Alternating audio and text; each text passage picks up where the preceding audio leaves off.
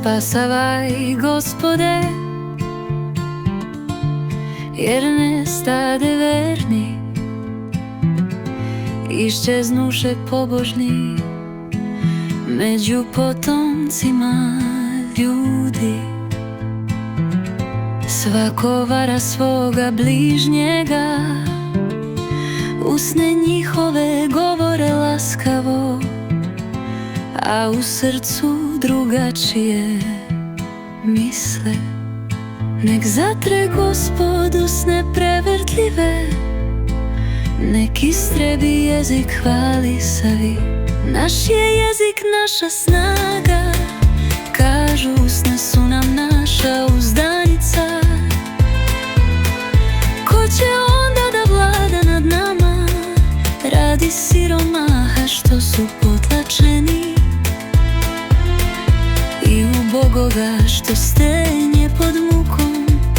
Ja ću sad ustati, govori Gospod, spasenje mu dati, za kojim uzdiše.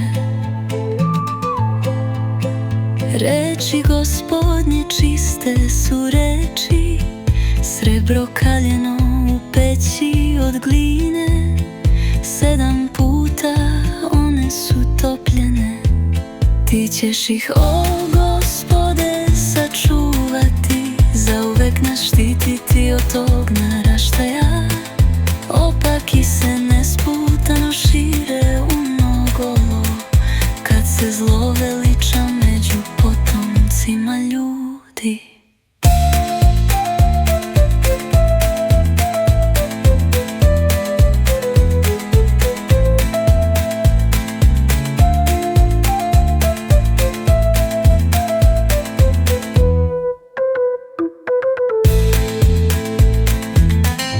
Naš je jezik naša snaga, kažu, usne su nam naša uzdanica. Ko će onda da vlada nad nama, radi siromaha što su potlačeni, i u Bogoga što stenje pod mukom. Ja ću sad ustati, govori Gospod, spasenje mu dati, za kojim uzdiše. Reči Gospodnje čiste su reči, srebro kaljeno u peći od gline. 7 puta one su topljene, ti ćeš ih, o Gospode, sačuvati, zauvek nas štititi od tog naraštaja. Opaki se nesputano šire unaokolo, kad se zlo veliča među potomcima ljudi.